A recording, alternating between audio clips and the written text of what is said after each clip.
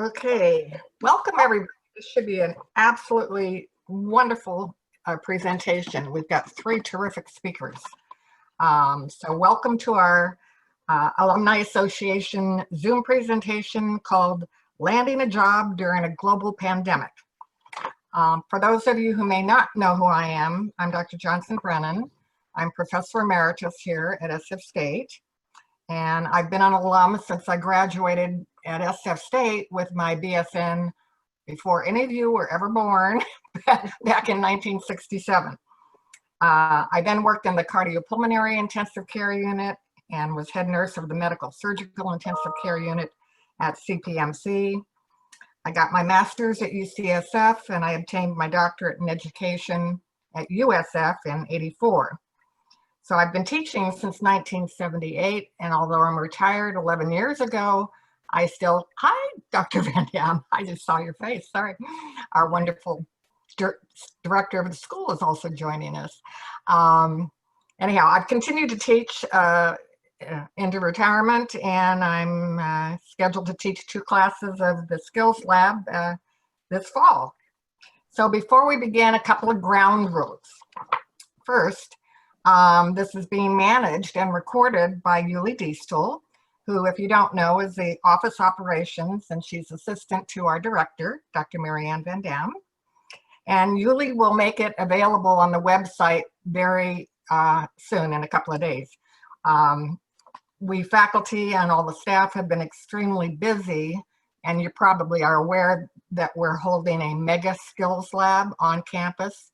We got approval last Thursday night to start Monday morning and all week and plus next Monday to complete everybody's spring semester as far as skills went.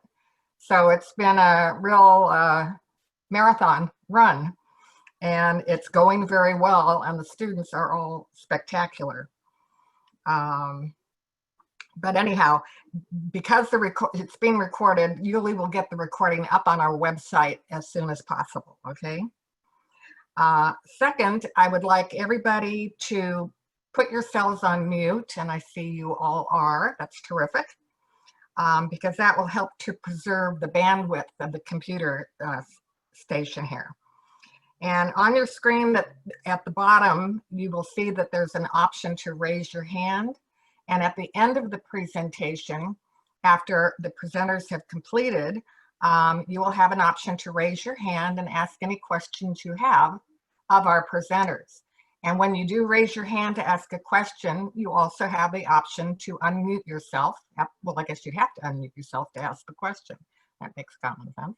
And then once you've asked your question, if you would re-mute yourself. Let's see. Molly Annex is a current level 3 BSN student, and she's also vice president of the Nursing Student Association, and she's going to monitor and call on you during the Q&A session. So she's currently a level 3 BSN student, and prior to entering our nursing program, she worked in development and alumni associations at George Washington University.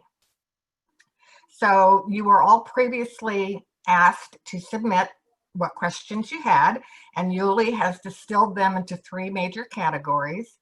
The questions have all been distributed to the speakers, and they have all said, yes, I would like to respond to this one. And you know, so they're all the questions are going to be covered by at least one person, if not 2, during their presentations. But if you have additional questions at the end, and or if you feel that your question wasn't covered during the presentations, just raise your hand. We'll probably have a half-hour time for Q&A at the end of the presentations. Let me tell you a little about the Alumni Association, of which I've been a member since the 60s. Some years, it's been in existence for a long time, and it's been active, it's been inactive, depending upon what's going on in the world and what's going on with people. we've done a lot of things, and some of the things that we do are like fun things, like meeting in a private room in a restaurant for dinners to meet and greet. We've sailed in the bay. We've had dinners and a silent auction at the university.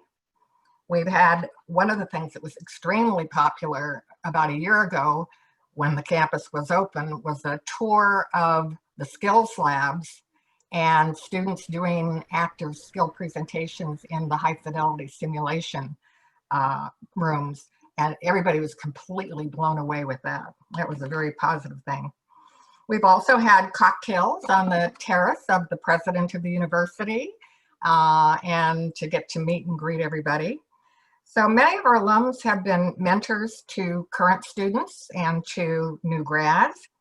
Some alum, including I know James and myself, have provided targeted monies for either student scholarships or to the SON in general to support teaching needs.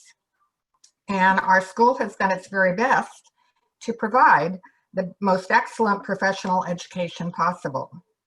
We're very proud of our students and our faculty accomplishments. We also work with the University Advisory Board and our healthcare providers to remain the very best. And you would not be surprised to hear what we hear from our healthcare providers and all the hospitals we work with and the non-hospitals that we work with. They absolutely love San Francisco State University students, and they think you are all just wonderful. Yay. So I certainly hope that as we strive to remain on the cutting edge of providing the very best education we can for you, that one of the things that you can do is to join the Alumni Association when you graduate and be a part of the community and act as a mentor for new students and or recent grads. The Alumni Association is building a dedicated community of former students across all generations who are supporting each other professionally, supporting the School of Nursing, as well as helping to impact the educational experience of our current students, their future colleagues. So we do encourage you to join us. We'd love you to be a part of our Alumni Association. The connection to the joining that, Yuli will post on the chat room after this is finished, maybe not this evening, but shortly, maybe tomorrow or so. So I'm not going to rattle on anymore. I'd like to now take this opportunity to introduce our three speakers, all of whom are alum, and they're very excited to be able to share their expertise with you. And on a personal note, I had the honor and the pleasure to teach all three of them over their career. So the first speaker that I'd like to call on is Shannon Irish, RN MSN. And Shannon is our most recent alum of the speakers. She's been a nurse for just over 2.5 years, and she's a nurse at San Francisco General. She previously had graduated from UC Santa Cruz with a degree in sociology, and then she was involved in AmeriCorps. She taught remedial math to high school students, and she was also a CNA for 1 year. She graduated from SF State through the Accelerated Entry-Level Master's Program in December of 17. She completed her graduate capstone at SF General with the Wound, Ostomy, and Incontinence CNF, and then she completed her senior capstone at Stanford Emergency Department. So after graduation, she was interviewed in July of 17. She was hired at SF General into the Med-Surg Palliative Oncology Unit, and she started in February of 18, working there. She then interviewed for the Emergency Department in 2019 and began the Emergency Nurse Training Program in October 19 and has been working in that ER since. And I recently reconnected with Shannon one night Well, I was a patient in the ER at SF General, and I have to tell you that she was absolutely so caring, so terrific, and I absolutely love you, Shannon. So I'm going to let Shannon take control now, and she's going to tell you some important things about how she got her job, things that she thinks you want to hear, and she's also well poised to answer specific questions that you have. So take it away, Shannon. All right. I got really lucky getting my job. SF General, as far as the city and county of SF, was still hiring based with showing names on the rosters that they would pull from the hiring list. So I was able to approach a manager.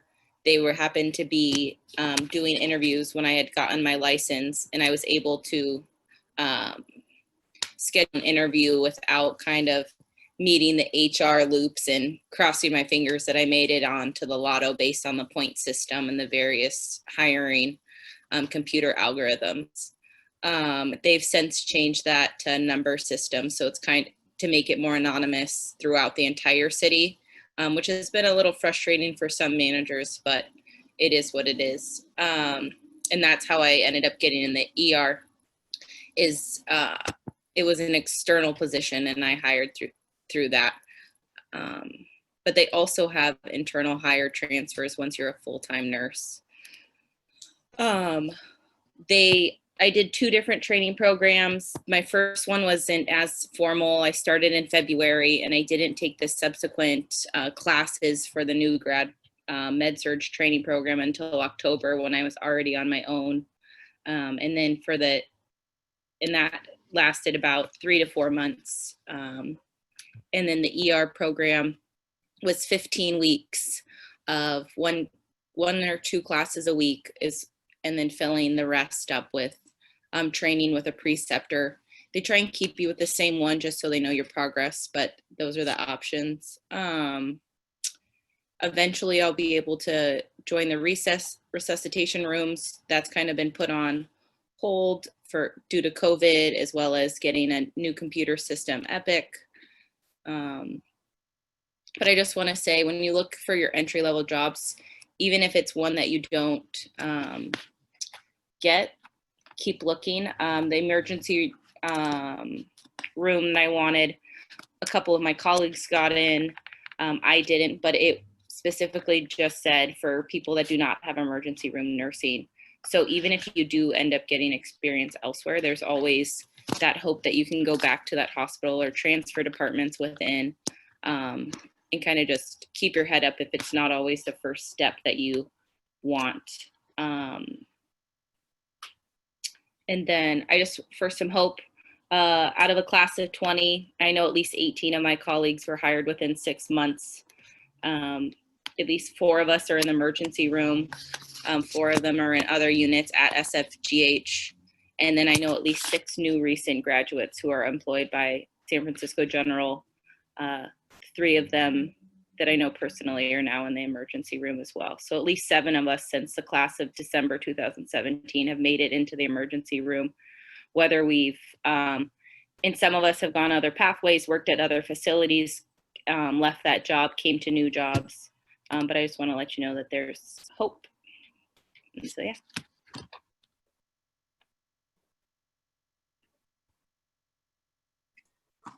Okay, thank you very much, Shannon. Do you believe that you had answered the questions on that answer Q&A thing? Do we want to go out of order? Sure. Yeah, I can summarize that. Or we could do that at the end. What would you prefer? I can. A lot of them kind of flow into each other. Okay. So, like I touched on for the new grad programs, some of them are specifically for a nurse that has 6 months or less experience. But like I said, specifically to SFGH, as well as multiple listings that I've looked up throughout my course of switching departments or what my future plans might look like. A lot of them will allow for a department transfer because you are new to that specialty, and that goes usually for switching into a new setting. And if you are qualified to get a job, even though it's a new unit and things like that, often for new staff, they'll still offer you 10 shifts. They can always extend it. Those kinds of things. Your managers are flexible. They hired you, they put money into you. And a lot of them are willing to help train you and bring you up to speed. I think honesty is probably the best policy in all that, letting them know what you have to offer them and then moving forward if it's not a designated entry-level program. But like I said, there's usually two types of either entry-level or new nurse training programs, and they often explicitly say on their website 6 months or less, or a new specialty of some sort. Next up, what can you expect to be paid? So my job went on a hiring freeze 2 weeks before I was supposed to start on Monday. I went on a hiring freeze on Friday. I subsequently cried and freaked out. And then luckily 2 weeks later, they were off of the hiring freeze and I could start again. But it was one of those things where I was like, when's the hiring freeze going to end? No one knows, because between politics and city government, it's hard to know. No one really knows how long all of that lasts. But luckily I was able to get through. And it was only 2 weeks of panic, but I subsequently applied to about at least 15 jobs in California, because that's where I wanted to stay. Between San Diego and north to Santa Rosa, a lot of those programs offer similar pay. There are programs that offer less pay during your program. Often they are similar to cost of living expenses. If you move out of state, it's often a less rate, but you can often subsequently kind of help pad your paycheck with working night shift or working weekends, because you get differential for all of those things. And that's a way to kind of get by if it is something a lower pay that you want. And you're usually on training for 3 or 4 months trying to figure out how to be a nurse. And even then you still will continue on. And so that first 2 years go by really fast if you are away from home and that's something you're looking to eventually switch back to. But most websites, you can find out what their pay is comparable to. I suggest joining different groups, whether that be on Facebook or Nurse Grid, something like that, where you can, there's a lot of ways to find the wages for the hospital you want to work at if they're a private institution. And then for landing that job, specifically resources for preparing for that interview. When I went into the ER interview, I looked at the 10 websites that had common ER questions, and I had 3 different ER interviews, one in person, one for the general, and then one that I didn't go through with at Santa Clara, but they all asked very similar questions, slightly different wording, and they were all true to what they said online. And then it helps you formulate a better question. You're able to kind of answer 2 questions with the one they answered you, making sure you hit on every point and that you want. For the general specifically, they have a standard set of questions. They have someone from HR there making sure that there's no biases going on, and all the keywords that you hit, and you just make check marks, and you get scored based on kind of it's like a word bank. Did you hit the words that they wanted? They do make a few notes and they have some personality say, but it's really kind of a point system in that situation.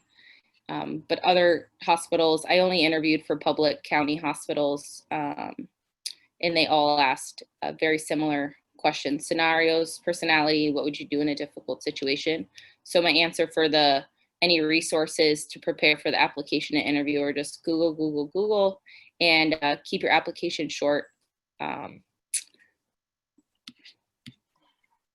you, Shannon. And then I'm sure that also they provide opportunity and would like you to ask them questions, correct? Yes, and you even get points for that at some I'm mainly saying general because I've interviewed with them twice specifically, but I'm assuming I've never been on a hiring committee, obviously, but you actually get points at San Francisco General for asking return questions, whether it's a simple, when do I start? But just asking a question, letting them know you're interested is often gives you some type of, whether it's merit or physical points for your application to outscore your fellow interviewee.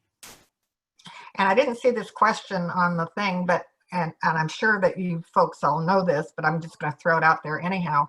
How did you physically present yourself? What did you know that you wanted to look like during the interview?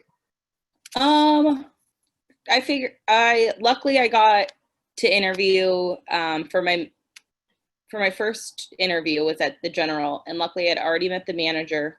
I'd met all the managers that were sitting in on that meeting, and I got to wear my scrubs because I was there for my CNS rotation. Ah. So I got really lucky, and I was very comfortable on that day. Everyone else was kind of wearing your slacks, wearing a cardigan, a nice shirt. Similar to how I look today, just my hair back, kind of how I'd present to work, but with business clothes instead of scrubs. So I cheated the first time. You were there working. I failed my second interview. So have no fear. I failed it miserably. It was one of those things where you just can't get your foot out of your mouth and you want to end it for them. And luckily that was all the way down in Salinas. So I didn't really want that. And then I got a cold interview for, like a cold call interview on a Friday afternoon for Santa Clara County. And they did a small personality question. What would you do in a difficult situation? Which one have you experienced? Just on a Friday while I was sitting there applying to jobs. And I was like, oh my God. And then an hour later is when I got the call that General was reopening their orientation. So really, nothing too fancy. I just kind of wanted to, I don't bring too many things in. I brought my little paper resume with who I am and my certifications in case they wanted it, just so it's cluttering their desk and they have to look at it every day until they dispose of it properly. But I think just keep it simple, nothing too flashy. I saw people in heels, people in flats, people in just nice sneakers, all of those things. Just, I kind of tried to keep it as casual as possible. Business casual is what I went with. Okay. And I sat in my car and read over my questions and talked to myself a lot. All right. Thank you very much, Shannon. I'm now going to introduce our second speaker, Denise Navalier, RN, MSN, CCRN, and she is the Chief Nurse Executive of Sutter Health Alta Bates Summit Medical Center in Oakland and Berkeley.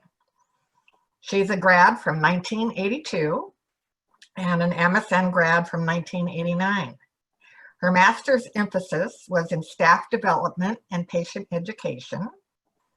Her older sister graduated from SFSU in 1980 and her younger sister in 1984. So they've had a whole family affair with our curriculum and our faculty. Denise started her career in medical surgical nursing at Alta Bates in Berkeley.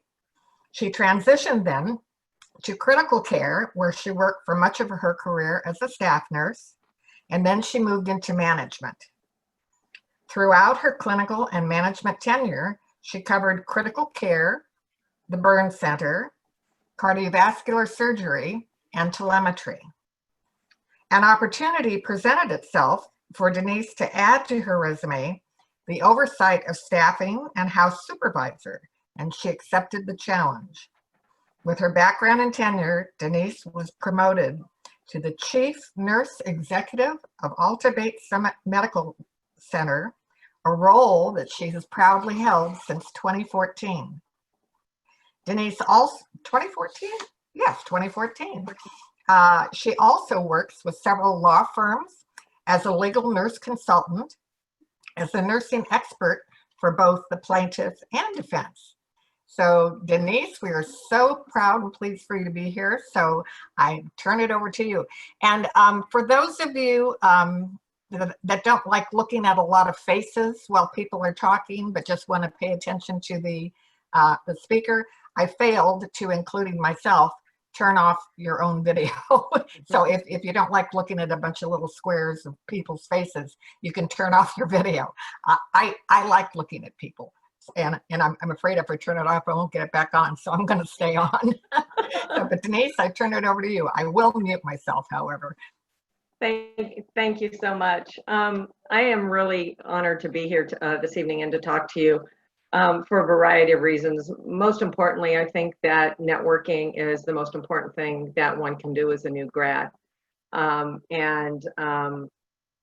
I've been in this profession, as Dr. Johnson Brennan said, for quite some time, and there's a lot of little tricks that I hope to share with you this evening about landing your new job or your first job in a pandemic.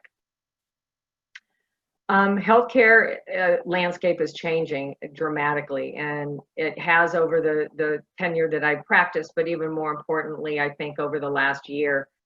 And on a day-to-day basis, we have to really think about what does the future hold for us, and what is the new normal going to be. And where we think sometimes that we've got it all figured out, there's another twist that gets thrown in there. And so what you may have asked me 3 months ago, my answers might have been very different than today.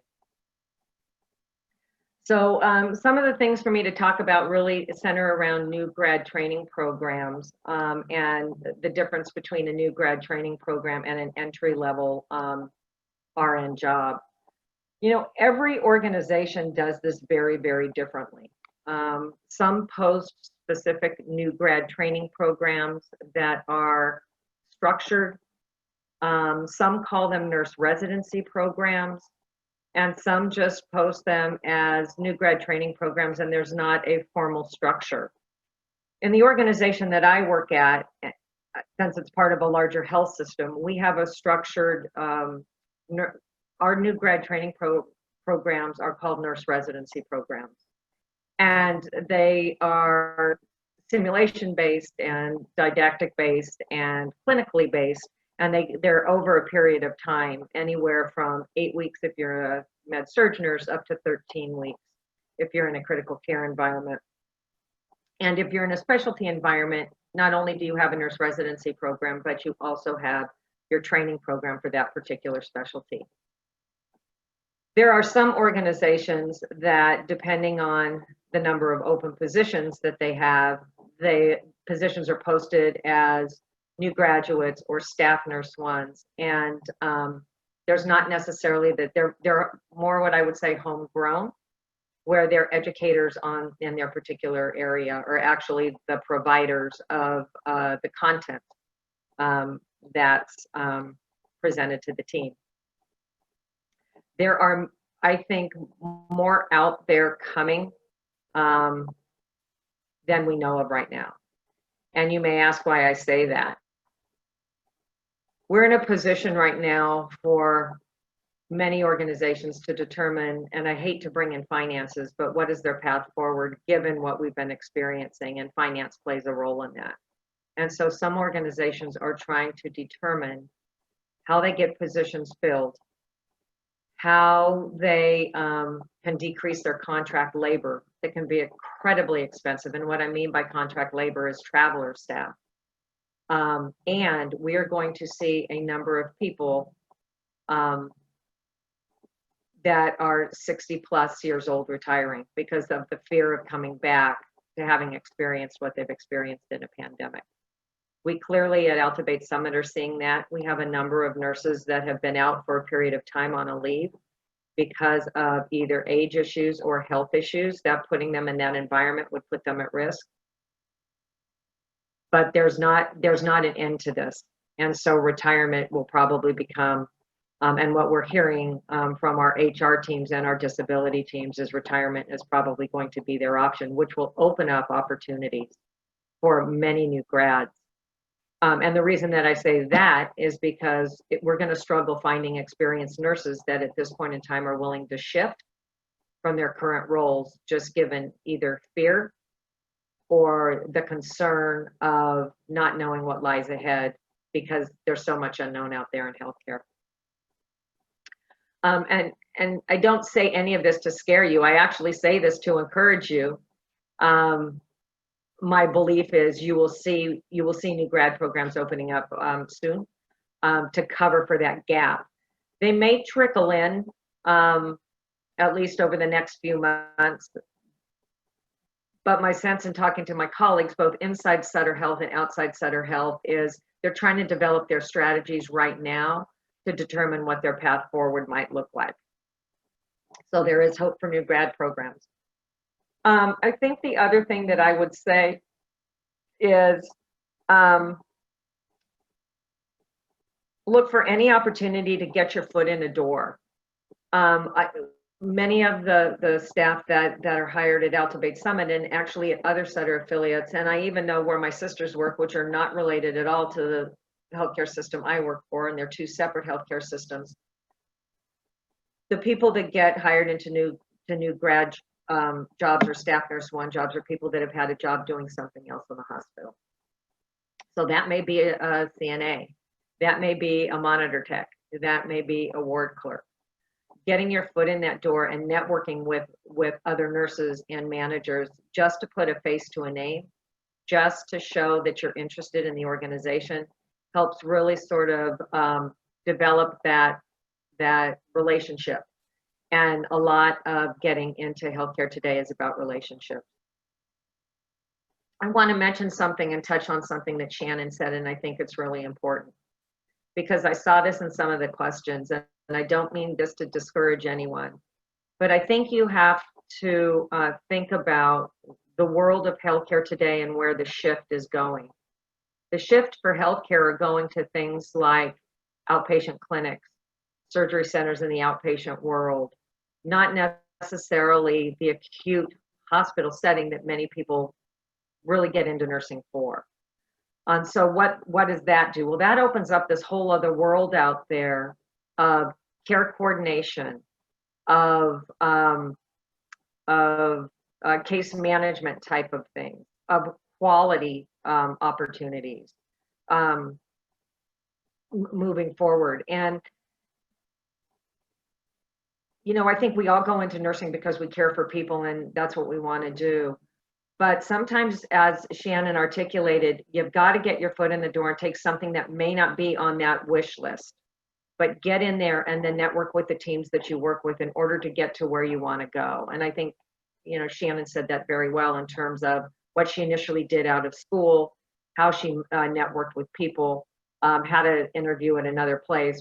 Unfortunately, was able for her to come back to San Francisco General and get to where her passion appears to lie in the emergency department. So I encourage you to don't get locked into a specific place in terms of area and type of nursing that you want to do, but open yourself up to what else is out there. I'll give you a little background on my little sister who graduated from SFU. She's done everything. She started as a med-surg nurse, went to the ICU, did it for 6 months, decided ED was her passion. Ended up in the emergency department, became the manager and said, I'm kind of done with the ED. Became an infection prevention nurse and then decided I'm kind of done with that and went into wound care and now does wound care, hyperbaric oxygen and infusion. And that is now her passion. So I say that because the world is, you know, the world is sort of your oyster. It's just about getting your foot in the door. As I think about some of the other questions that were asked, particularly around, and I'm pulling up my questions here, so give me just a minute, the hiring freeze. No, I think hiring freezes were put on hold. Hiring freezes happened because hospitals had to regroup. And the only way that they knew how to do that was to hold positions and to assess their current workforce. And Now there are clinical positions in particular are not frozen any longer. We have a number of our leaves of absence rates are sky high, and that's not just at my organization, but at many. And so it's really a situation now where opportunities are really going to start opening up. So keep your eyes and ears open, because I think you will start seeing that pipeline open up for you. Hiring freeze for the clinical side is not optimal right now. We are seeing volumes throughout California and all the hospitals increase at times where typically our volumes are not this high. August is typically a slow month. It's a vacation month, but people can't go on vacation. And it's amazing how high volumes have gone on the inpatient side. That's really opened up opportunities for people. And I will just share that I have just converted, I'm converting a number of positions at my organization to staff nurse 1 positions, and I know others in Sutter Health are doing just that because we can't get the experienced nurses to come in, and we have lifted our hiring freeze. I also know that Kaiser may be doing something similar, so keep your, you might want to look in that path as well. As related to working out of state, there was a great question about if you need to find a job out of the Bay Area, how much experience do you need before you come back to the Bay, and travel nursing as a new grad. Typically, traveling companies do not take new grads, just as a point of reference. The reason for that is there's a lot of floating involved. You may not necessarily be in the same place on any given shift. There's some language in the contract about if you go into this particular area, you have to be willing to float to other areas. And as a new grad, that's if you're not comfortable doing that, there's some risk to doing that. It's really about getting your clinical skills down. So most travel agencies require 2 years of experience. As it relates to out of state, it varies by organization. And it varies by clinical experience. And so most places look for a year out of state. Some will do 6 months and some it's 2 years. So it really is varied based on organization, healthcare system, and the rules around that that are built in built by HR and nursing combined in that specific organization. It's not necessarily a bad thing to do if you can't find work in California, but know that you probably are looking at a minimum of a year's experience before you might be able to get back to California. Although there are some organizations that will do 6 months.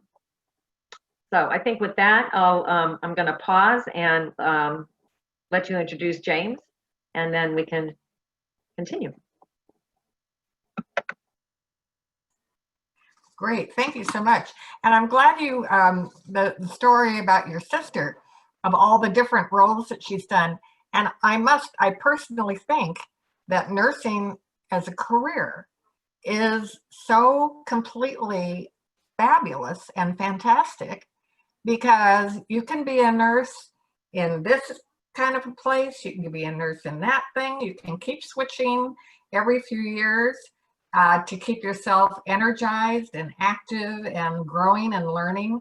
And I just think that's one of the joys of being an RN, is to be able to just examine and explore healthcare, whether it be in a hospital, in a clinic, in a research unit, overseas, Doctors Without Borders, et cetera, et cetera. I just think it's the most exciting profession in the world. So thank you very much for that. I'm now so pleased to introduce our third and final speaker, and James Finley, who has his RN and his master's in business administration. And after he is finished, then we will open it up for you folks to do the raise your hand, unmute yourself, ask your questions, and Molly, our Vice President of the NSA, will call on you and activate you into that process. So James is the principal in the Healthcare Information Technology Consulting Practice at Impact Advisors. He graduated from state with his BSN in 1986. And after taking 1 year off from his undergraduate program, he was accepted and enrolled in the MSN program at state with a concentration in nursing administration. However, he opted to transfer to the School of Business at SFSU, and he completed his MBA, his Master's in Business Administration, in 1993. Jim had the good fortune of being a VA scholar, Veterans Administration scholar, while in the BSN program. I don't even know that they have that program anymore. Do they, Dr. Van Dam? The VA scholar? On mute. She's There is still on mute. a thing that is similar, I believe. Okay, all right. All right. But Well, anyhow, it was a great program. I know that. So he was he went to work. He was a VA scholar while in the BSN program, and upon graduation, he went to work at the VA Medical Center in San Francisco in their critical care unit. So over his nursing career, he's worked in critical care, emergency and trauma, and in nursing administration as a director of nursing and a house supervisor. He fell into nursing informatics accidentally, the accidental turns, right? Yep. When he began work on implementing an electronic order entry system at one of his hospitals. And he realized the power of information technology in healthcare and in nursing. And his new career was set. Over the last 25 years, he's been in consulting with a number of firms, and his clients and work have taken him all over the country. He is a regular speaker and presenter at nursing conferences in the area of nursing informatics. So James, welcome, and I turn it over to you. Oh, thank you, Karen, very much. I'm delighted to be here tonight, to be invited to talk with all of you. You guys, I mean, I probably speak for Denise and for Shannon as well. This is like, for you guys on the precipice of like your dreams coming true and being like, I can get my life going. I'm so excited to be at this point, and to be sort of held back by circumstances that are beyond your control. It's heartbreaking, and I would not want to trade positions with you at all. So kudos for you for hanging in there, and hopefully you're all staying positive and optimistic, but this is like a crazy time. So I'm sort of a little bit different in my career in the fact that I did not spend a lot of time as a bedside nurse. When I moved to San Francisco in 1981, I knew I wanted to go to nursing school. I enrolled at San Francisco State. I think I enrolled in the Japanese program because I spoke Japanese and just wanted to sort of continue that part of my career. But one day just ended up in front of the School of Nursing in the old science building, Science 270. And I saw all those like graduating class pictures on the wall, and I said, that's what I want to do. So I walked in, and this little story is sort of like a sort of repetition that'll probably get to some of the questions. And Dr. Mary Topalis was the chair of the department, and I said, I need an appointment with Dr. Topalis. I want to transfer my major. And she's like, well, that's just impossible. Like, we're impacted. But she took my meeting. She said, you're a sophomore. It's too late. But if you take all these prerequisites, come back in a year and talk to me, and make sure you get straight A's. And I'm like, okay. And I just like did that and got accepted. So it took me 6 years to get through, but I did. So that was a lesson in like perseverance. Don't let someone's rank or title scare you about going to talk to them. Just sort of make an appointment because you're like, it's important for you and you got to sell yourself to them. As Dr. Johnson kind of mentioned, I was a VA scholar. It was a national program. They gave a stipend for your last 2 years of your undergraduate BSN program. It was $750 a month, tax-free. And that really sort of paid for my sort of like living expenses in San Francisco. But the caveat was, part of the contract that you signed was, as soon as you graduate, you had like 3 months to get your license, and then the VA owned you for 2 years, and they could staff you at any VA in the country where there was a need. So that was a risk. I didn't really want to leave San Francisco at the time. So when I finished my junior year, sat for my boards, same thing. I made an appointment with the chief nurse at the VA in San Francisco and just got on her calendar and put my little suit on and went up the hill and said, I'm a VA scholar. I want to work here. Critical care is what I want to do. Like, I'm putting you down first when I make my selection. And I remember her saying, you people come earlier every year and like make an appointment. She's like, she almost like committed to me, but like under the table, like you'll come to VA San Francisco. So it really was just a lesson in sort of like perseverance and sort of how you sort of like network with individuals, sort of, set yourself up as, kind of where you're at, and then just go and sort of make the appointment with the right people. So as Denise said, it's about networking. It's about who do you know, who can you work with. So so some of the questions, I'll sort of go over some of the questions about what's going to make you stand out in these times when you're sort of finishing up, this part of your professional life and going to the next. I find, and I don't know about Denise or Shannon, but don't get sucked into, well, I applied online and never heard back. That is like the most horrible part of the internet online application process, is you will never hear back. So just do the research. Every facility is going to have like a nurse recruiter or someone who's responsible for, clinical staff recruiting. I would say call HR, call recruiting, get their name. Don't be bold to ask for their email address. That's their job, is to communicate with people. And just start trying to have a relationship with those people who it's their job to talk to potential candidates, and just go and just get in and make an appointment as best you can to go and talk to them.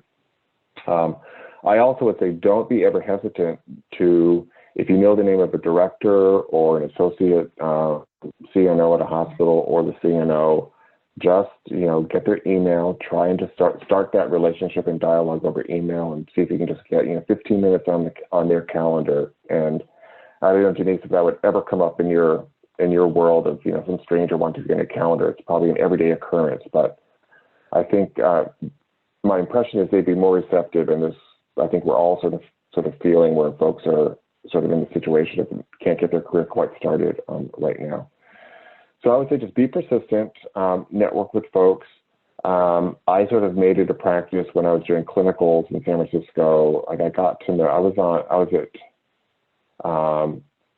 Mount Zion for 2 of my rotations, and I got to know like the head nurse on the units for both semesters, and I kept in touch with them.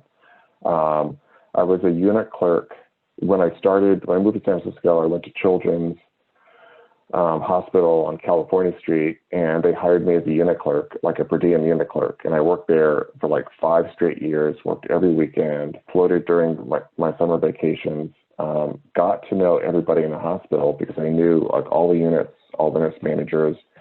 And when I got my license, they hired me into the nursery to work the night shift on the weekends in the newborn nursery. So I was like, great, I'm a nurse, I can work. So it really is just, how do you get into a hospital in those type of roles? In preparation for this discussion, I did look at a bunch of hospitals locally and look at their job boards online. And so there's not a lot of unit clerk positions. Those are pretty locked down. People sort of tend to stay in them for quite a while. But I would even venture to say, whatever you can do, like transporter, if you want to work in the kitchen, just get something in a hospital so you get to know people. It may not be your chosen career path, but it may be just a couple months, and then just be able to network beyond that position and get to know some others.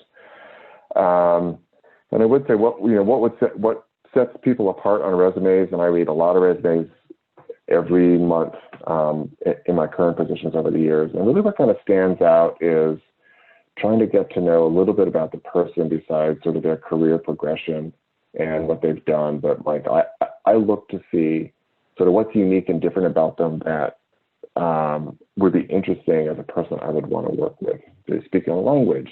What are their hobbies?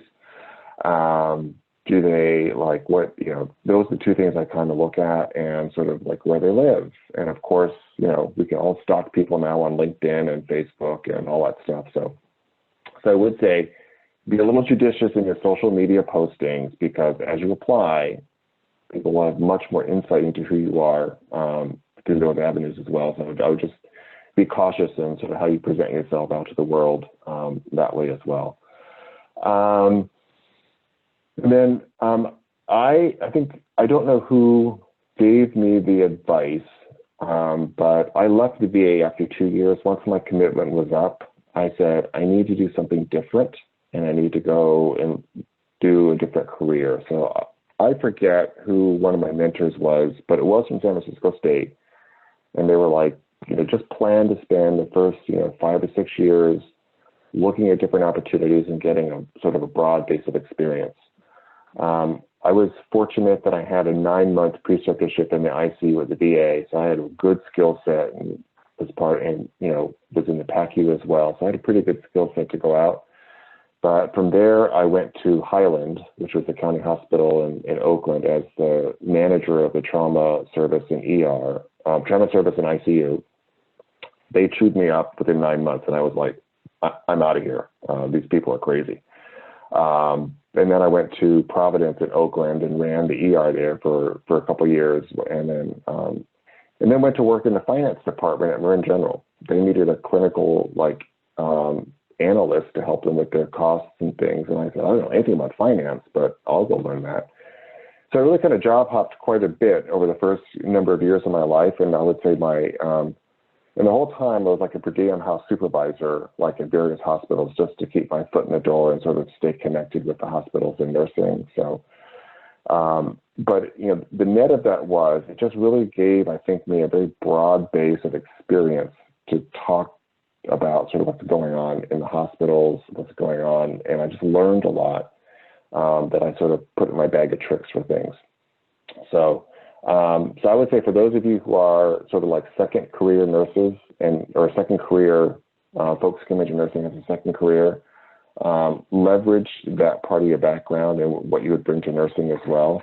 And for those of you who are just new, and this is like you're more the traditional sort of BSN student, as Denise said, any place you can potentially get some experience. I volunteer here. I live in Vallejo, and there's like a Clínica de la Raza clinic here next to Sutter that I volunteer at like once a month because I speak Spanish and like to go and sort of help out and do stuff. But it just keeps me connected to that stuff. So sort of do some of that volunteer work as well. But mostly I would just say,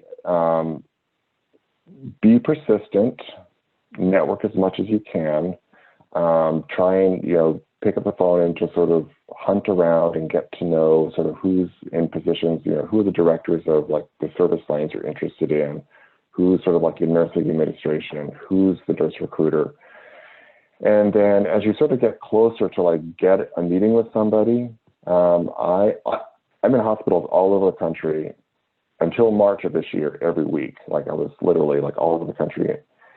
Each hospital has a different feeling and vibe to them, but they all have their sort of community pillars of what's important, their values, like everywhere. So before you get an interview at someplace, spend some time in the hospital.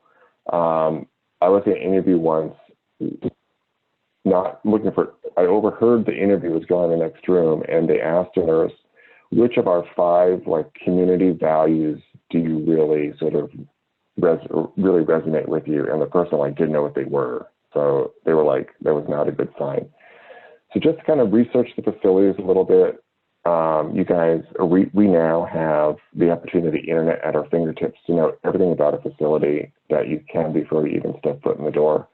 So research them a little bit and be very sort of clear and, have some clear goals of what you think you want to do and where you want to go, but be open to other opportunities, as well, because it's just going to be sort of building a foundation for you. And I think that's it. I would just say, be persistent. You've got a great skill set. That nursing license is like keys to the kingdom, for all of us to do so many different things. And I would not trade mine in at all. And I still, even though I've not touched a patient in 25 years, I do keep my ACLS current. So if you haven't done that yet, I would say get your ACLS out of the way, and that will sort of step you in front of others that need it within 6 months of hire. So I'll stop there. I kind of rambled on. Terrific. Thank you so much, Jen. You're welcome. So what we're going to do now is I'm going to turn this over to Molly, and she's going to manage the question and answer session. And I think we've got we've got a good half hour left. So whatever questions you have, just raise your hand. Molly will call on you, and unmute yourself, turn your video on so we can see who you are, and ask your questions, and everybody will be free to answer you. So thank you. And Molly, I'll turn it over to you now. Thank you. Thank you to all of our speakers. I think that was wonderful advice that you all gave. If you have questions, feel free to put your hand up. And there was one question that we got in advance that I thought maybe I'd ask while we wait and see if anyone else has anything, which was about if you were a new grad today, and I guess anyone can answer this, what would you be looking for in a potential place to work in the context of our pandemic? I know there's been stories about lack of PPE or staffing shortages. You know, what kind of things are reasonable for new grads to expect when they're interviewing or looking for places to work? Well, I will do my best to answer that, and that is a fabulous question. I find myself on a daily basis having conversations with physicians and staff about PPE, safety,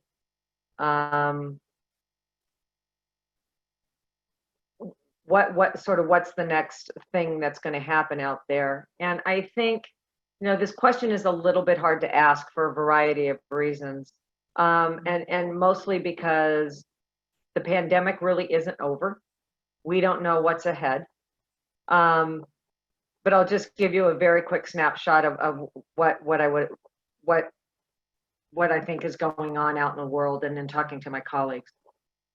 Very early on in this pandemic, because it hit so quickly, we did a really very quickly had to shift courses in how we were caring for patients, and the processes in the organization, and where patients were placed, and how we did surgeries. So we stopped because we didn't know how, and all of that. And that was pretty rapid fire kind of work. Now we were at a point, so if you were to ask me that today, I think now we're in a point to say we have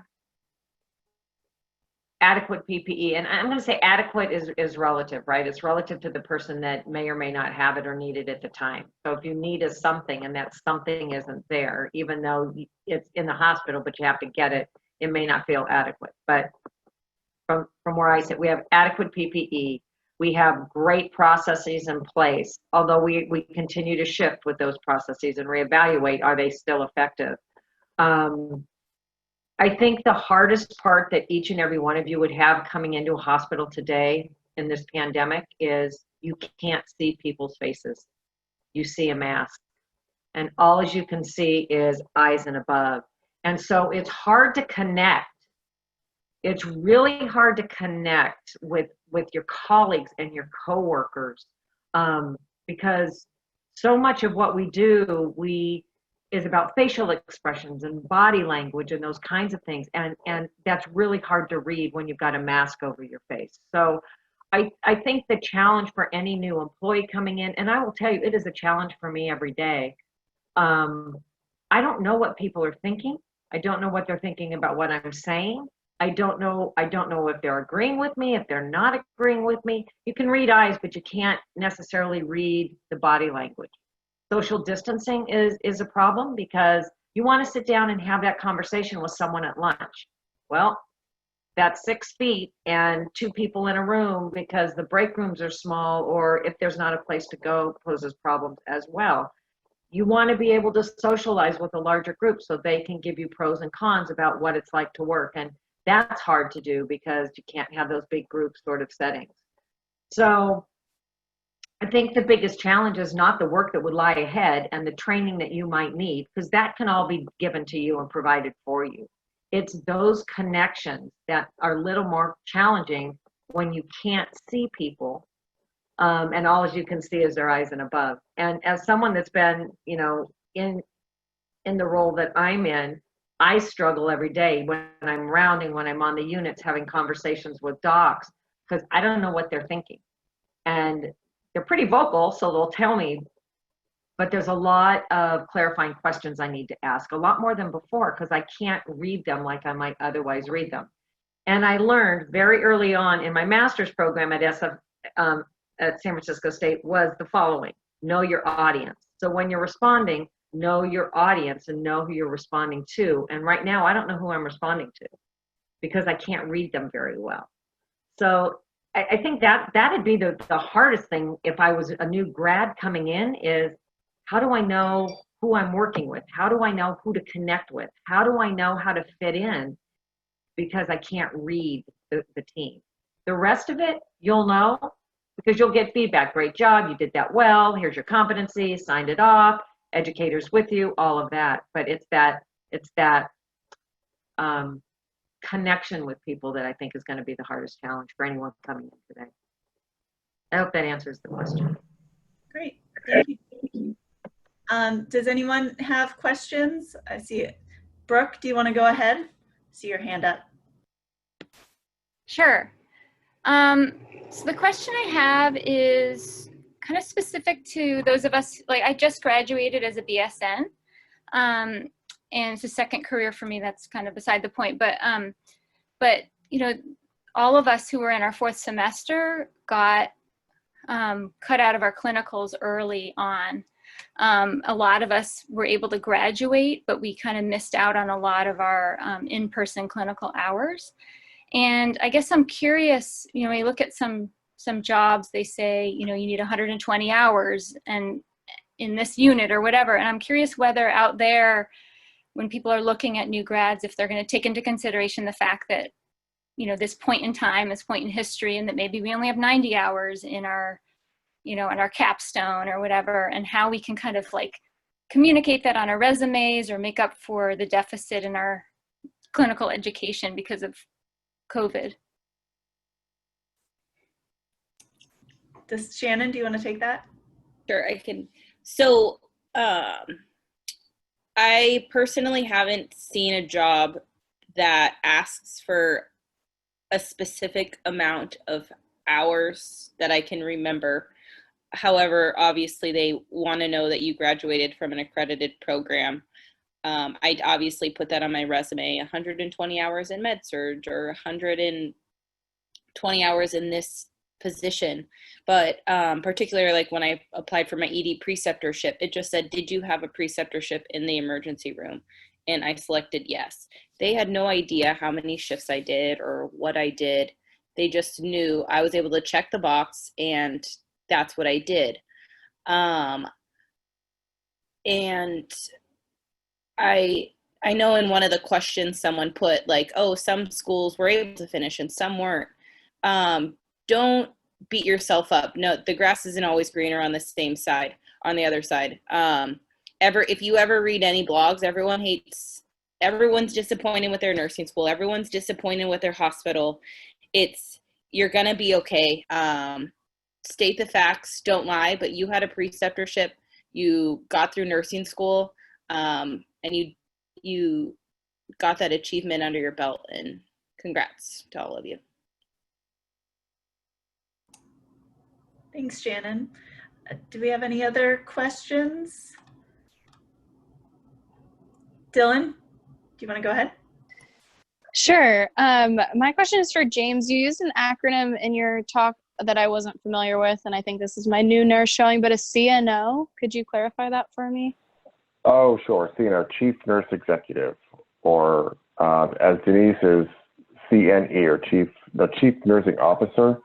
Gotcha. Denise is the Chief Nursing Executive, same role. Whoever is like head of patient care services, we always call them the CNOs or the CNEs.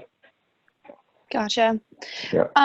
In terms of, and I was very encouraged to hear the point made about the hiring freezes coming off and maybe not encouraged, but there being space in the profession due to people going into retirement early and things like that. But in the moments where it's a hospital that you have interest in being a part of, but they're saying that they don't, that they're not like currently taking applicants and stuff, like, do you have, and I know there's a whole art to the interview and business conversations like this, but like kind of conversation points that could still prompt a conversation to happen or to get on that calendar that maybe aren't directly like, are you trying to hire right now? And would you like to hire me?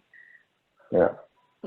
I would say, Dylan, it's don't go in with the objective of like, hey, I'm looking for a job and would you hire me? But I think it's just more so tell me about your unit, tell me about your patient population, what sets, every nursing unit in the world in an acute care hospital thinks they deliver the best care in the world.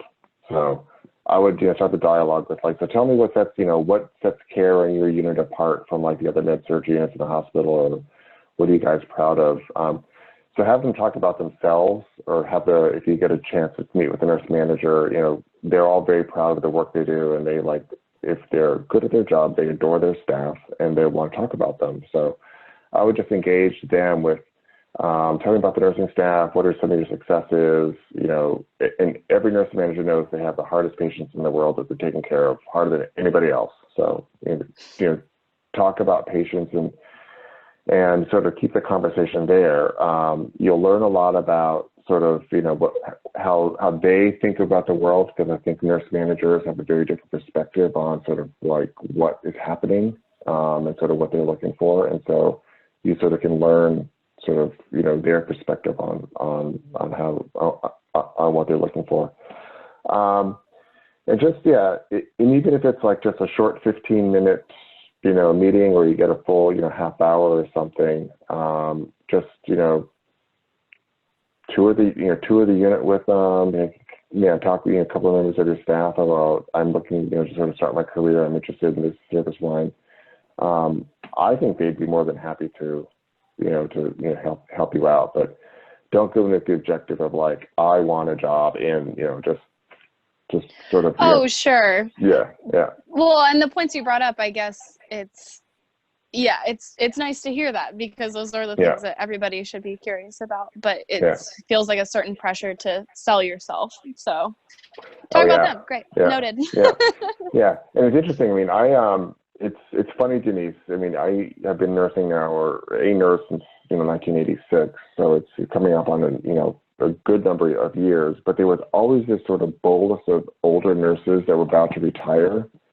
And I think it's really going to happen now. They're finally all going to retire. Yeah, those nurses that should have retired then are retiring now. Yes. Awesome. Yeah. And they're all in the OR or L&D. That's like where they always live. OR, L&D, and there's quite a few in the ICU, surprisingly. Yeah. But I think we are going to see an exodus here. I really. That's where so that is like, it is a kernel of like information tonight. That's it. It's like there's this opportunity of this sort of pool that's going to be exiting, and that creates a vacuum like to fill those ranks. Thanks, Dylan. Thanks, James. We've got a hand raised. Jonathan Tong, do you want to go ahead? Hi, thanks for meeting with us and talking to us about these things. I'm pretty sure we're all pretty nervous about finding a job. I had a question on, I guess, identifying red flags in a hospital.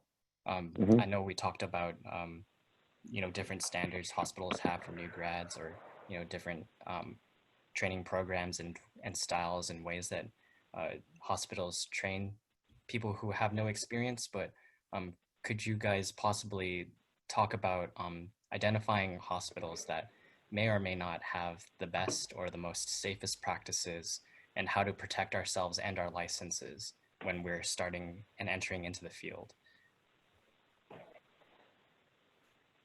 That is a fabulous question. I think I want to go back to, something that James had said earlier. And really, Jonathan, thank you for asking it. some of it is about your pre-research that you do before you go into an interview, right? So you want to check on, you know, how did they do on Joint Commission? Did they get any conditional findings? What, you know, look at some of the leapfrog data or some of the health grades data. See what that looks like. Go to CalNOC or some of those government CMS star ratings, for example. That will tell you a whole lot about the quality and about how organizations perform in a variety of areas. And some may do better in some things than others. So for example, if you want to go into cardiac because that's your love, you may go on and see that the quality on some hospitals, if you look at, you know, the databases out there for quality, Leapfrog or Health Grades, some hospitals may do better than others. And you may decide that you want to go, you know, is that a place where you want to go? So strictly from a quality perspective, there's a lot of websites out there that you can look at. And I would encourage you to go and you know, explore those before you were to, you know, go in for the interview. I think the other red flag that I would say is, what is that gut feeling you get when you walk right into that door? Are people smiling? Are people warm? Are people friendly? Are they helping you? Because really it's all about the experience.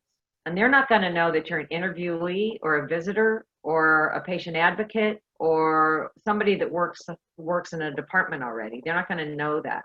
So one of the things that you're going to want to look for is, how do you feel when you walk in? You know, how are people greeting you? How are people helping you? Those kinds of things, because that will give you a sense of the overall organizational sort of,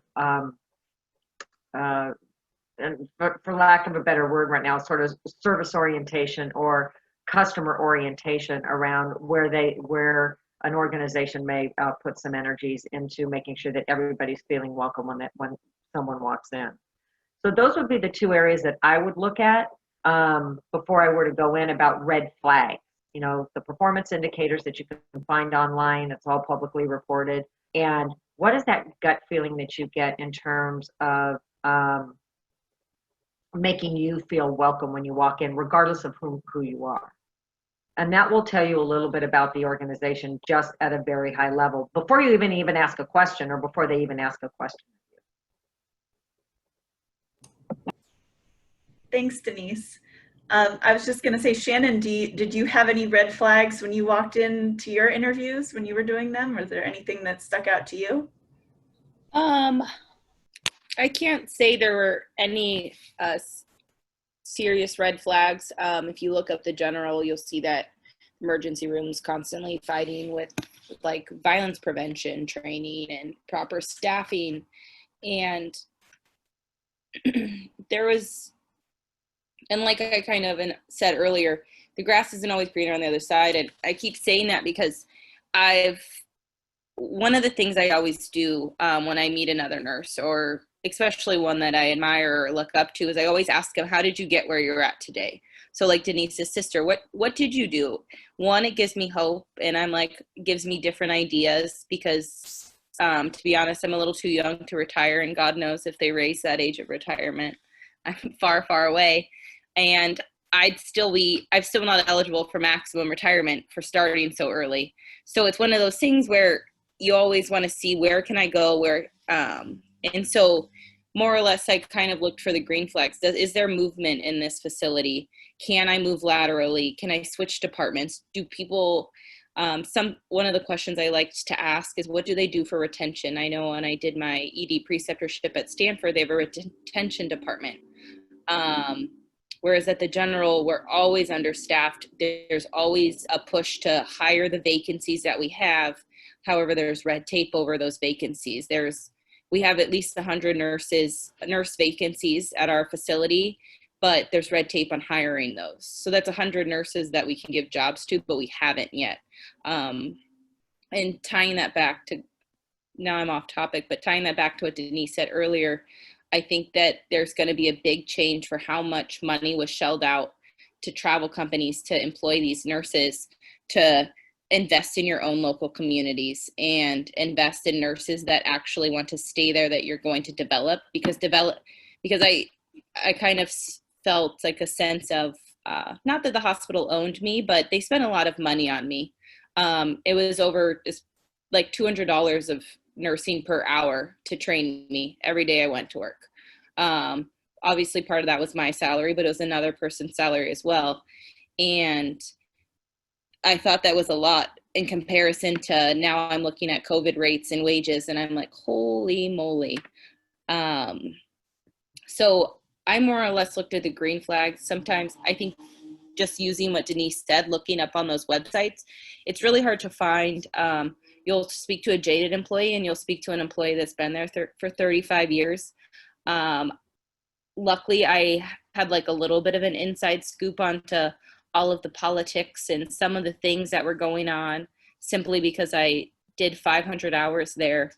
So I spent a lot of time in the corridor. I signed up for the doula program, so I was able to see kind of what L&D and their, all of those just little things to try and get in and see how their system is organized. And then also I volunteered at CPMC, and I didn't like I didn't care for the nursing staff there. They weren't welcoming. And so I knew I didn't want to work there. And so I think that's why I took out the county jobs, because I was like, these are the people I want to serve. These are the people I want to work with. And that's not saying I won't work for a private institution in the future, but that's kind of where I was at. Is I looked at a private hospital in a slightly better part of the city, and I was like, I don't like the way I just didn't care for the way that I was treated when I was a volunteer. And so that was my red flag, but that all took going in and figuring all of that out. I'd like to share a red flag that I experienced one time. When I was head nurse of the critical care unit at CPMC, after a while, I decided I wanted to do something new. And one of the things was maybe I wanted to go into teaching.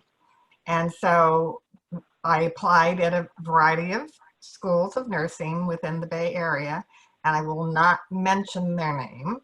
But at one place that I went in for an interview, I sat down in this long, narrow room with like 15 people. It was like the Spanish Inquisition. I was like, oh my lordy. And they didn't seem happy at all. They just were like, really rigid. And then one person said, what on earth makes you want to leave your head nurse position of an intensive care unit and come to teach? I just thought, this is not a happy group of people. She didn't even like to teach. So I thought, forget that place. I'm not going there. That's just one experience that I had. Yeah. And this is Jim. And I think Jonathan, and this is, I've been sitting trying to figure out what my answer is going to be without sounding almost kind of snobbish, but the first impressions I have of walking into a hospital, and I've been in hundreds of them, they all have their own feel to them. And I know, so I look for cleanliness. Is it organized? Has it been updated recently? Is it, are the waiting rooms sort of cared for? And those are just sort of, at some point very superficial. But I also know if I'm going to work 12 hours and go home and sleep for 6 and then get my butt out of bed again and go back someplace, I want an environment that is sort of nice to be in, because I think that tells a lot about sort of facilities, sort of what they're, how they want to be seen in the community, and how does that, kind of work for you. And it's probably very different, from Shannon's experience, where she knew exactly the patients she wanted to work for and be served, but they've got a beautiful new hospital. So she sort of got both of, some really good parts there. And I also look at sort of the nursing units that I'm on and sort of, are they a wreck? Is the break room just a cluttered mess, or is it sort of, do the nurses sort of keep it up and, keep it sort of neat and tidy, because that's where you're going to spend, 12, 13 hours a day, sort of working. So I look at those things and get an initial impression right away. And then I can start digging down into the next level of, so how are the staff? Are they receptive? Are they nice? Are they friendly? Are they helpful? And then also you just got to think sort of what part of town am I in? What are the demographics of this area? I did a an interesting study a couple of years ago in a couple of different hospitals, and just looked at like census data about their catchment area, and it tells you a lot about sort of their populations they serve. And like the place I was in was a critical access hospital in like North Dakota. I was there for 3 months. Average, education was like 8th grade, graduate 8th to 12th, high school. That was like the community they served. And it was pretty remote. So you can get a lot of information about the facility, but also the patients they work with, and make decisions about, is this the right, is that where I want to be, and sort of, have my career with those folks. So a lot of different data points that I look at for red flags. It may not necessarily be sort of the care delivered, because that's all online and available to everybody, but it's also sort of what's important to me is like, is that place I want to go every day and like commit myself to. Thanks, James. I know we've got to wrap up pretty quickly here. Shannon has to get to work, so I know Hoops has had her hand up for a long time. Do you want to go ahead and unmute yourself? Yeah, hi. Thank you so much, everyone, for being here. And I apologize for my speech. I'm wearing Invisalign for the 3rd day, and it's very uncomfortable. So please bear with me. I am curious, you said that working at a hospital gives you a foot in, and then Shannon, you had mentioned that you volunteer. I'm actually a volunteer doula at SF General as well.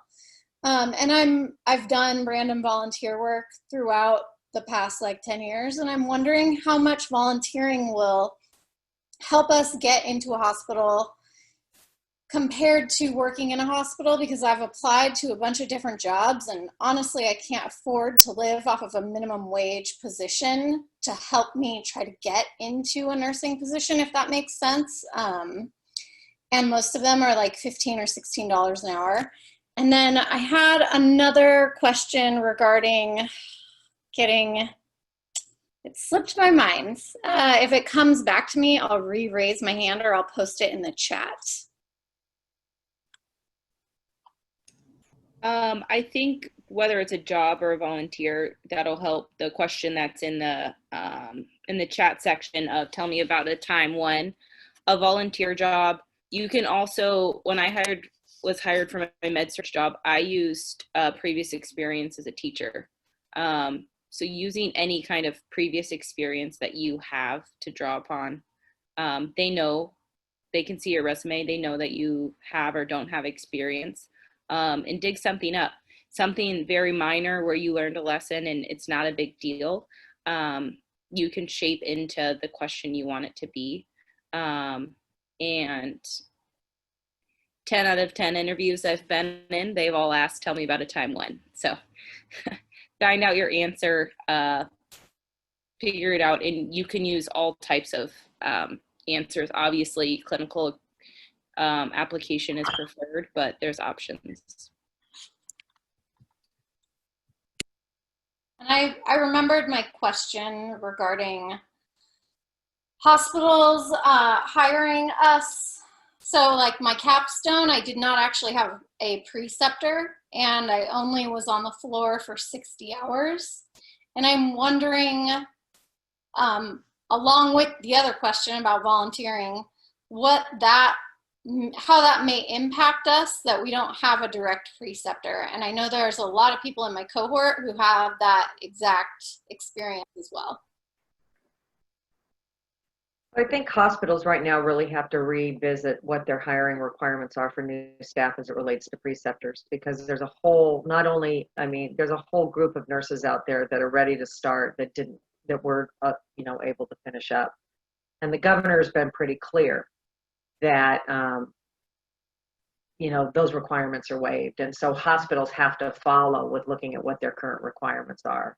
I am challenging my team now. I'll just tell you very locally, I'm challenging my team to look at what those requirements are, and I actually have challenged them to take the preceptorship off the table, because I don't think it's relevant. And I think what's relevant is enthusiasm, someone that's really committed to the profession and wants to be there, someone that's really to jump in and learn and be a part of the team. to help take care of some of the sickest patients that we can take care of. And I know that that sounds like a lot of rhetoric, but at the end of the day, it isn't going to matter to me as the chief nurse exec whether or not you've got 60 hours or 600 hours. It doesn't make or break who you are coming in the door with the enthusiasm and the energy to do the work that's in front of you. And what I would see is not that you've had, what I would look for was not that you had a preceptorship, but you're ready to jump in with both feet, that you're ready to be, and you're willing to take on and learn as much as you can, and be a part of that team to move things forward with the open eyes and the open ears, and to gather as much information as you can and ask the right questions in the interview. And I think that's a shift. I mean, I think, the 600 hours, the preceptorship, I think, as I said earlier, healthcare is completely shifting. So the way we used to look at this, we have to change, because it's not going to be available to us anymore.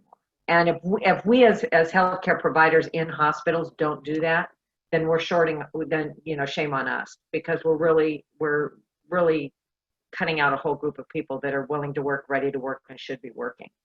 So that's just me, Denise, talking. It's how I look at it in my organization. I want to give one more tip that I was trying to think, if I was in your shoes, how would I go approach it? I cannot tell you how many letters I get from people just sort of cold. And every one of those I read very, very seriously. And most of my colleagues do as well. And I have hired most of those people. So I think there's something to be said by going on and figuring out who the chief nurse exec or chief nursing officer is of an organization. Send them your resume with a cover letter, with a story, to get something in front of them. Because they may not have those positions posted, but they may be able to say, this person's really enthusiastic, may be a good fit. I know that I can take this position and do something with it. So let me get this resume in front of this manager. And it may not be exactly where you want to go, but it may be a way to get a foot in the door. So I throw that tip out there to you as well. You can find everybody's, all the chief nurse execs on the website with their either their email or their address, and I would put some resumes out that way as well.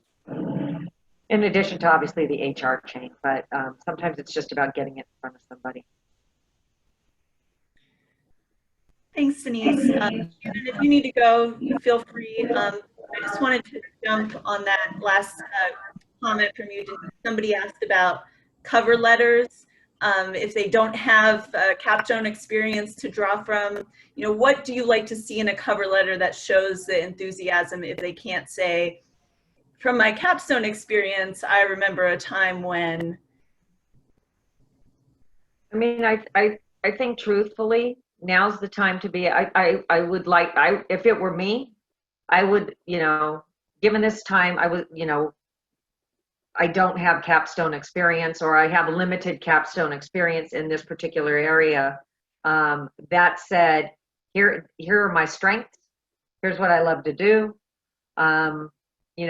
Speak about where your passion is in terms of where you feel your strengths are from a previous experience. I think, everyone is we just had this conversation about how do we really look at what are our minimum requirements and how do we change them in this new world, because it's new. It's new to us. So hospitals are going to be changing what minimum requirements they're looking at, particularly because the pool of people that we need are all of you. And we all know that the capstone hours have been limited. So I would just acknowledge it. Given the pandemic, my capstone hours are limited. It was in this particular, but this is the feedback I got while I was doing that time. Or in a prior rotation where I spent X amount of time, this is the feedback that I got, and this is the experience I had. And not make the cover letter about the capstone, but make it about your overall experience in school. Thank you. I know we're a little over time here now. If you guys don't mind staying on for one more question, there was a question, James, you had mentioned about the online application process and not hearing back. Can you clarify a little bit more about how you think people should be proceeding with this whole application process? Yeah. I would say, of course, the online application process is a must. You got to do it. I think there's follow-ups in with HR. And I fully concur with Denise. The opportunity to get a letter, not an email, but a letter in the mail to a leader to introduce yourself with your resume, that is probably the best way to sort of bypass that HR. And just say, I have applied, you know, in the letter say, I've applied, I've not heard back. I'm looking forward to hearing back soon. But while that's like, while I'm waiting, I'd like to introduce myself. And that way they know you've applied. They can call HR and go, hey, send me the online sort of, information out of the HR system so I can look at their application. But I think, people in Denise's role probably get hundreds of emails a day, just work related, and you don't want to be buried. So I think that the hand or the typed letter on paper that's sent will get you, it'll get you further. Thank you. All right. We're at time here, so I'm gonna hand it back to Dr. Johnson Brennan. Thank you to all of our speakers today. And there is, somebody asked if the recording will be shared. It is. Yuli will share it as soon as she is able. And she has also put the link to the Alumni Association in the chat. So please join up, click, see what it's all about. We'd love to do more of these. Okay, I would just personally like to thank everybody, our speakers. You guys were just wonderful. To Molly and to Yuli for all their background help that they put on, and to you for attending, and what thoughtful questions and wonderful answers that everybody has had. I think that this was a fantastic presentation, and I would just really like to say thank you to Denise, to James, and to Shannon, our three speakers. You were just wonderful, and such good ideas and such valuable information to pass on. So thank you for your time, welcome. your expertise, and your support of the SFSU Nursing Alumni Association. Always a gator, right? Yes. Always a gator. Yeah, right. So I would like to say goodbye to everyone and keep safe. Have a good evening. And we are in a time that is unprecedented. 2020, I know they call it COVID-19, but we got it in 2020 here.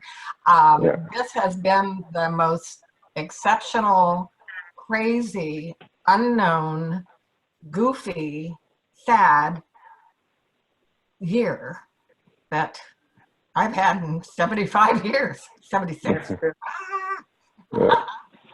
Good night, everybody. Good night. Thank you so much. Yeah, bye-bye. Bye-bye. Thank you. Sorry, that was for the Zoom call.